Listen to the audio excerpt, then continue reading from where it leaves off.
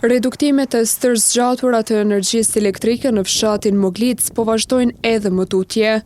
Banorët e fshatit thonë se po vazhdojnë të përballen me ndërprerje të shpeshta të energjisë elektrike, një problem që sipas tyre po zgjat tash një kohë të gjatë.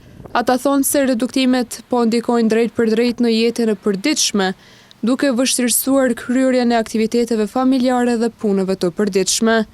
Sipas banorëve, energjia elektrike ndërpritet disa herë gjatë ditës, ndërsa rikthimi i saj shpesh bëhet pas disa orësh. Ata shprehen të shqetësuar edhe për dëmtimin e mundshëm të pajisjeve elektrike si pasojë luhatjeve të vazhdueshme të rrymës. Për të kuptuar arsyet e kësaj situate dhe për të marrë një sqarim zyrtar, redaksia joni është drejtuar vazhdimisht Kecit me pyetje lidhur me reduktimet e vazhdueshme të energjisë elektrike në fshatin Moglic.